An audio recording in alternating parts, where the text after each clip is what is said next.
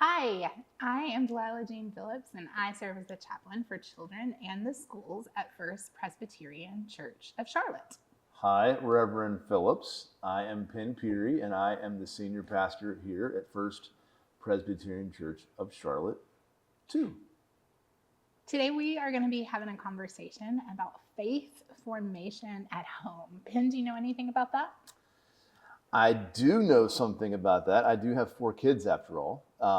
And one of the things that we want to communicate in this podcast is really how important it is for how important the parent's role is in that faith formation. And Delilah Jane, I've done a lot of baptisms, which are a ton of fun here at the church. And I think one of the most important things that gets asked at a baptism is when I look at the parents of usually the baby that's being baptized and ask those parents to make a promise to help raise their child in the faith, because frankly, the parents get a lot more time around the kids than people who work for the church do. And so I think that's what this podcast is really focused on, is how we can equip parents to really live into that promise and take it seriously, and just offer some practical reflection, and certainly not expertise, on how that happens. Absolutely. It's like when you bring your baby home from the hospital and you wish you had a handbook. Taking that vow at their baptism is a really big deal. And sometimes it would help for someone to reach out and say, okay, and here's the next step. Right. Yeah. So I hope that's what we're going to get into and discuss today and in the coming weeks together. I wonder, Penn, who was vital in your faith formation growing up? Well, before I answer that, I just want to say, in case those who are listening are thinking, well, sure, Delilah Jane and Penn work for the church, they're pastors, they do it perfectly in their home. That's not true.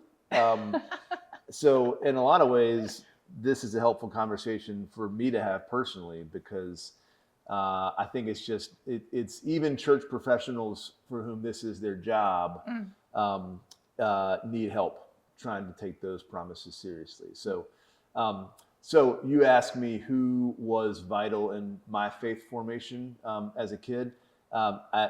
The name that comes to me, I have a specific name in mind. His name is Roger Epps. Roger was a 5th grade Sunday school teacher, and then he turned into a youth advisor at the little church that I grew up in Matthews, North Carolina. And he was a church volunteer. I think he was a salesman. His kids were way younger than we were, the kids in the youth group. But I could just tell that faith mattered to Roger, that I knew intuitively he was giving up of his time because he thought what he was doing with us was important. And as a kid and a youth, like, that really mattered. And so I became interested in what Roger was teaching. And I should also say, in case people who are hearing this don't know, I'm a preacher's kid. And it's interesting that I learned a lot about faith from both of my parents, who are ordained ministers. But the name that jumps out is not the pastor. It's a Sunday school teacher and a youth advisor. That is interesting. Yeah. And it sounds like it was the example that he set. It was the life that he lived. You didn't mention that he, made you sit down and read your Bible every day, but it was the example that he set. 100%. Like, I don't even think he was that great of a teacher. Sorry, Roger, if you're listening. I don't remember him being a great teacher. I don't remember, he wasn't like a great storyteller, but I could just tell it was important to him. And he lived it by example. And that is the best teacher that there is. I love that. For me, my mother, she was not a super especially religious person. She wasn't. She worked, as a nurse in the world. She was not a pastor. She just knew that faith was important to her and that she was going to get me to church where they knew what to say to me. And so we would almost learn those lessons together. You know, I would come home from Sunday school or church and I would tell her what I learned and what that meant. And we would have discussion in the car, always the car, right? We'd have those discussions in the car on the way home, or the songs that we were learning at church. She would learn those with me, and we would sing those songs of our faith. You know, that's how I know every single word to Amazing Grace, and every single word to I love to tell the story, or what a friend we have in Jesus. Those were that was her methodology, whether she knew it or not, that she was planting those seeds in my heart by getting me to church. I think about, do I do that with my children? Do my kids hear me sing those songs? And I think they do. They see it, and I really want to think about what I do in my life that might be teaching them in the way that my mom was teaching me, just by learning along with me. Our kids are always watching, aren't they? They are always watching, for better or for worse, right? Yeah.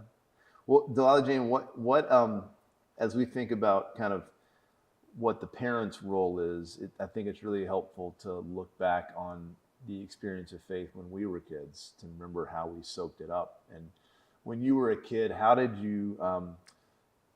you describe kind of the value that faith brought to your life?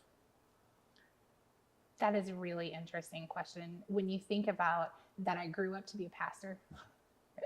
So I would say that faith definitely from an early onset clutched onto my life, that I knew that the way that I wanted to live was the way, like you said, these people at church that I really admired, and the way that they were giving of their lives. We used to have a toy drive or like a money drive, and I grew up in a very small church. And so we would take up the money as children.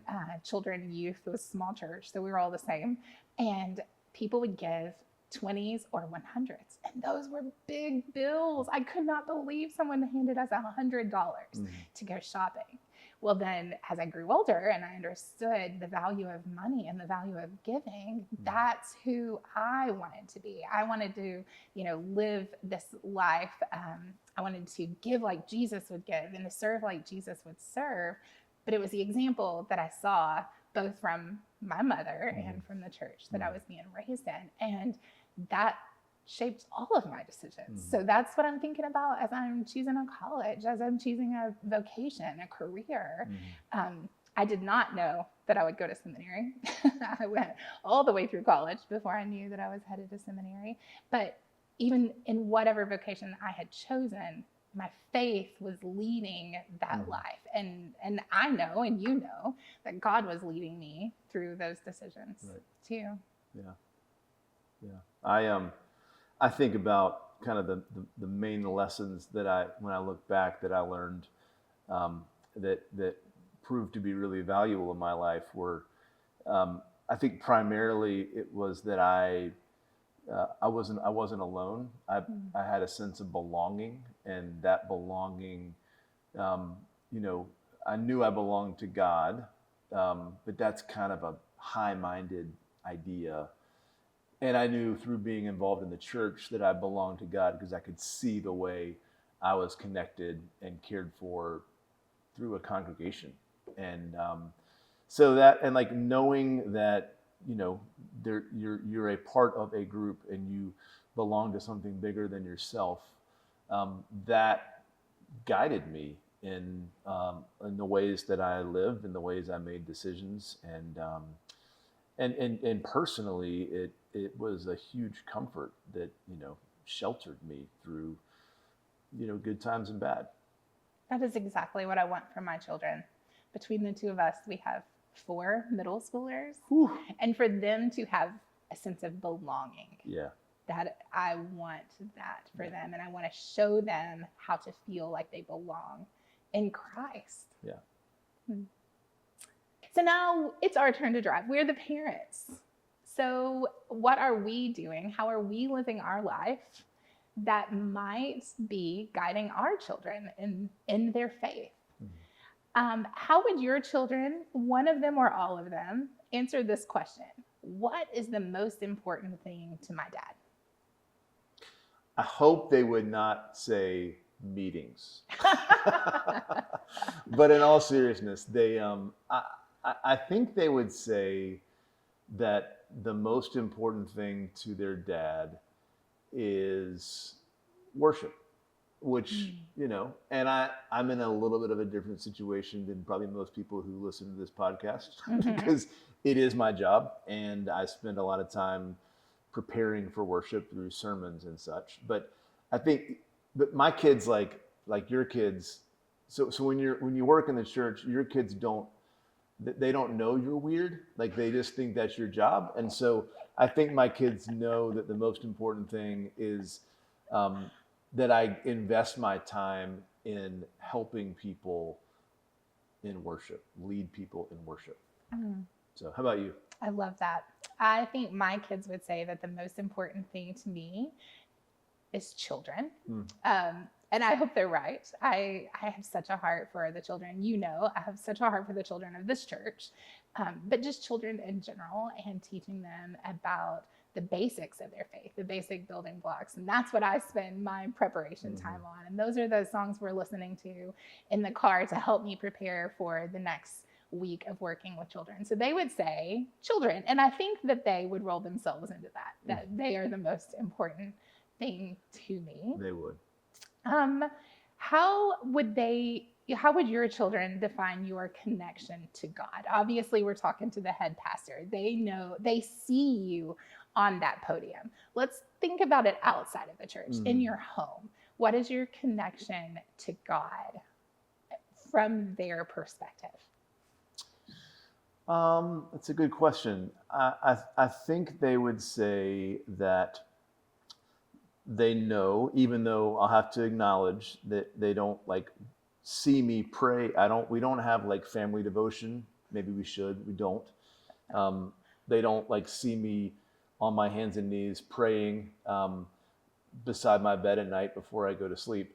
But I think they know that I do things and practice things. I pray, I read, I think about God. And so they see me actively engage my relationship with God. They couldn't probably describe it that way, but they know that it's not, that for me, God is not just this abstract idea that I just kind of put in a cupboard, but that I continue to invest myself in working to better understand who God is. And it's not just on Sundays. Correct. It's not just when you're here in the building. Right. You? I would say that every conversation that I turn toward God helps define that for them. If we're having a conversation about why bad things happen, or, as my children get older, they start to ask questions about politics or, some really tough questions, or those first day of school conversations. And the more I can insert my belief that, God is everywhere, even at school. Your answer was better than mine. And I think you're exactly right. I do think when we connect the dots between something we see on the news, my kids ask, why do we care about those people who are in Palestine or Israel or in Ukraine or Russia? Well, because they're God's children. I mean, connecting the dots that way. Why do we give money away? Well, because generosity is connected to understanding that all things belong to God, and we just get to share it right now. And I think that is a really great way to model that for the kids. And that starts early and gets hard fast. The conversations get hard. But I don't want anyone to feel like that's too hard of a conversation. We're all there. We all get stumped. I get stumped by the questions like, why did that bad thing happen? Or why us? Why not us? Those are really tough conversations, but we can be bold in our answers that we don't know. I don't know, but let's think about it in terms of this. Let's think about it in terms of that. And I think when we do that, we model for our kids, what it is to have a relationship with God, because we don't get those answers all the time, not even a lot of the time. But being willing to ask the question is a mark of a relationship. And so it's totally okay to field a question from the kid with an answer that is, I don't know. What do you think? Yeah, it really is. So here's a practical example, and I'm going to put you on the spot, but I think you can handle it. I want you and all of those who are listening to consider this question. If I wanted my children to know that God was the most important thing to me, how would I live my life differently? You put me on the spot. If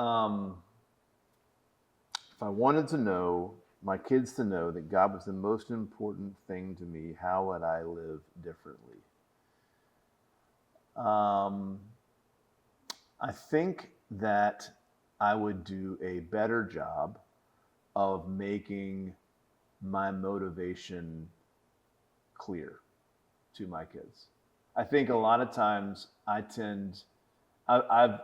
grown up in the church my whole life. It's been my career.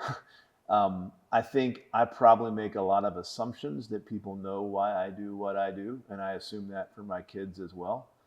But I don't know if they necessarily know that unless I make it more clear. And so being more willing to share what those motivations are. We talked about connecting the dots a minute ago.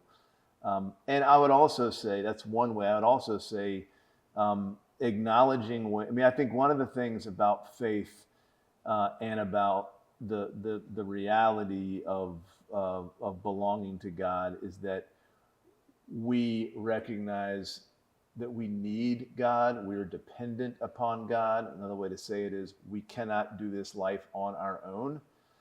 And I think kids make their parents out to be heroes naturally. And it's helpful to acknowledge to our children how much we need God in our life. And that is a way that we can show our kids how important God is. I really love that answer. I feel inspired by that, just to, like when you teach a little bitty kid how to bake cookies and you say, you don't want a big scoop, you have to level it off at the top. Well, we're just teaching the basics of why we're doing what we're doing. And right. that means a lot to me today as I think about, getting older children who start to ask, why do we have to go to church? Well, I want you to know why we have to go to church. I want you to know why we're doing what we're doing.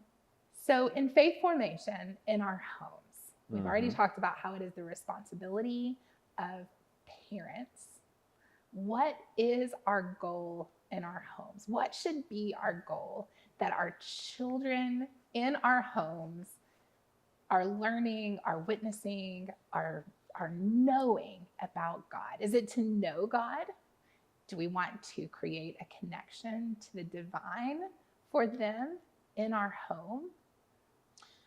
I think, so I'm going to make some assumptions as you ask that question, because I know from talking to friends of mine in the church who are parents that it can be a terrifying thing to own the responsibility of raising the child in the faith at home. I know that can be scary because parents don't feel like they know enough about faith to be the teacher.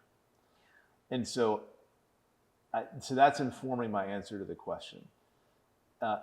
Because I do not think it's the parents, I don't think the goal in helping to raise your child in the faith at the home is to teach them about the doctrines of the church or kind of, what all these Bible verses mean. And I think like that, and that can kind of paralyze parents if they feel like that's what they're supposed to do. How do you start if you don't know the answers to that question?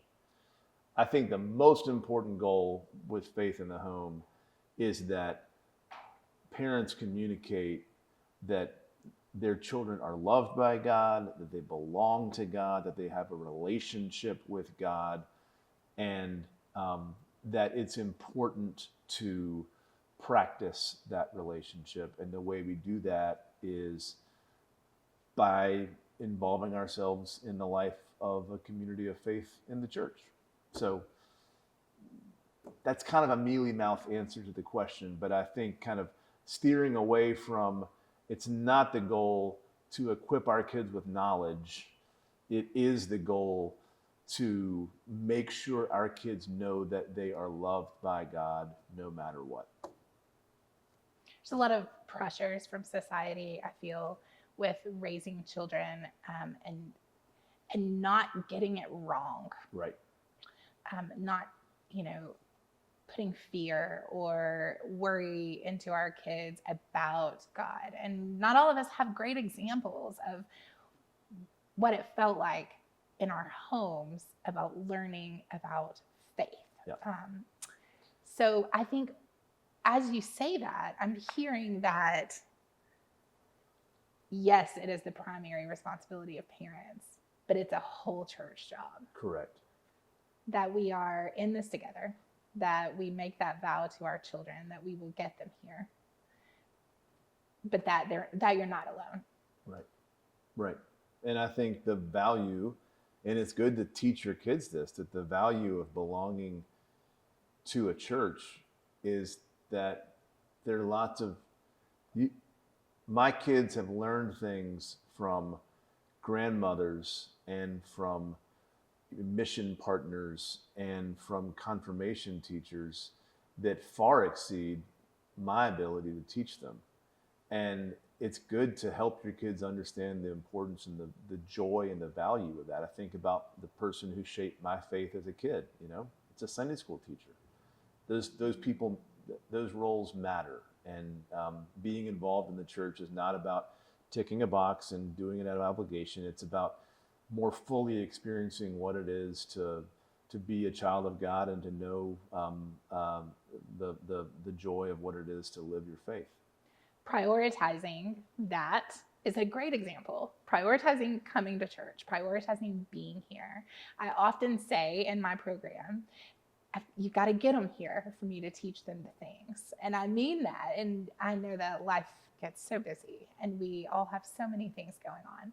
But if you get them here, I can help you do these things. I can help you with the tough questions. We can plow through those together.